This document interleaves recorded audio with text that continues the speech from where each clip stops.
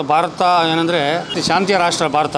ಮೋದಿ ಅವರು ಹೇಳಿದ್ರು, ನಿಮ್ಮನ್ನ ಹುಡುಕಿ ನಾವು ಮುಂದಿನ ದಿನಗಳಲ್ಲಿ ಹೊಡಿತೀವಿ ಅಂತ ಹೇಳಿದ್ರು. ನೋಡಿ, ಅವರಿಗೆಲ್ಲ ಉಗ್ರಗಾಮಿಗಳಿಗೆ ಆಶ್ರಯ ಕೊಟ್ಟು ಅಲ್ಲೇ ಸ್ವಿಮ್ಮಿಂಗ್ ಪೂಲ್, ಮಸೀದಿಗಳಲ್ಲಿ ಅಲ್ಲೇ ಸ್ವಿಮ್ಮಿಂಗ್ ಪೂಲ್, ಜಿಮ್ ಟ್ರೈನರು ಎಲ್ಲ ಕೊಟ್ಟು ಅವರಿಗೆ ಮುಂದಿನ ದಿನಗಳಲ್ಲಿ ಏನೋ ಕಾಲು ಕೇಳ್ಕೊಂಡು ಬಂದ್ರೆ ಇದು ಶಾಂತಿಯ ರಾಷ್ಟ್ರ ಭಾರತ. ಆಕ್ಚುಲಿ ಪಾಕಿಸ್ತಾನ ಮುರ್ದಾಬಾದ್, ಇಂಡಿಯಾ ಜಿಂದಾಬಾದ್ ಅಂತ ಹೇಳಿ ಇಷ್ಟಪಡ್ತೀನಿ. ಭಾರತ ಏನಂದ್ರೆ ನಮ್ಮ ಶಾಂತಿಯ ರಾಷ್ಟ್ರ ಭಾರತ ಅಂದರೆ ಹೇಳ್ಬೇಕಂದ್ರೆ ಭಾರತ ಶಾಂತಿಯ ರಾಷ್ಟ್ರ. ಇವತ್ತು ಕಾಶ್ಮೀರಕ್ಕೆ ಏನಕ್ಕೆ ಹೋಗಿದ್ರು? ಕಾಶ್ಮೀರಕ್ಕೆ ಏನೋ ಒಂದು ಒಳ್ಳೆ ಪ್ಲೇಸ್ ನೋಡೋಕ್ಕೆ ಅಂತ ಹೋಗಿದ್ರು. ಅವರು ಏಕಾಏಕಿಯಾಗಿ ಉಗ್ರಗಾಮಿಗಳು 26 ಜನನ ಸಿಂಧೂರ್ನ ಅಂದರೆ ಒಂದು ಅಳಿಸಿದ್ದಾರೆ ಅಂತಂದರೆ ಎಷ್ಟು ಪ್ರತೀಕಾರ ಅಲ್ಲಿ ತೀರಿಸ್ಕೊಂಡಿದ್ದಾರೆ ಅಂತೇಳಿ ಇದು ನೋಡ್ಬೇಕಾದ್ರೆ ಮೋದಿ ಅವರು ಹೇಳಿದರು, ನಿಮ್ಮನ್ನು ಹುಡುಕಿ ನಾವು ಮುಂದಿನ ದಿನಗಳಲ್ಲಿ ಹೊಡಿತೀವಿ ಅಂತ ಹೇಳಿದರು.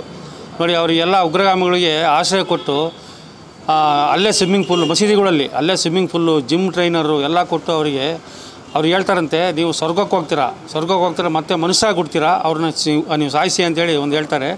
ಇದು ಎಷ್ಟು ಮಟ್ಟಿಗೆ ಇದನ್ನು ಮಾಡಿದ್ದಾರೆ ಅಂಥೇಳಿ. ಇದು ಪಾಕಿಸ್ತಾನ ಯಾವ ಲೆಕ್ಕಕ್ಕಿಲ್ಲ. ಯಾಕಂದ್ರೆ ನಮ್ಮ ಭಾರತದ ಒಂದು ತುಣುಕಿದು.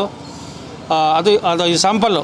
ಇದೇನು 106 ಜನಕ್ಕೆ ಇವತ್ತು ಅದು ಮಸೀದಿಯನ್ನು ಉಗ್ರಗಾಮಿಯನ್ನು ಹೊಡೆದು ಬಿಸಾಕಿದ್ದಾರೆ. ನಮ್ಮ ಭಾರತದ ಒಂದು ಸ್ಯಾಂಪಲ್ ಇದು.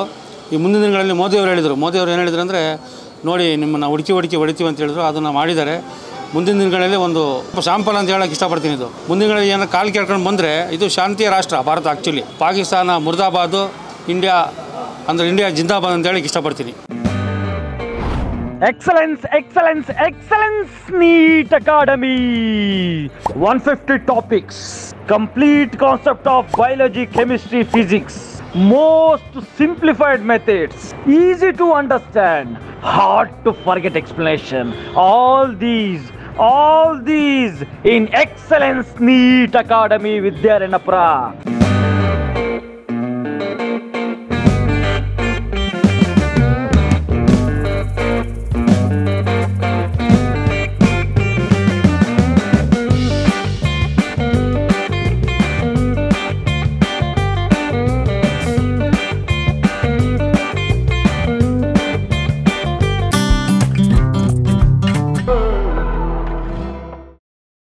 ಇದು ಪಬ್ಲಿಕ್ ಇಂಪ್ಯಾಕ್ಟ್, ಜನಶಕ್ತಿಯೇ ನಿರ್ಣಾಯಕ.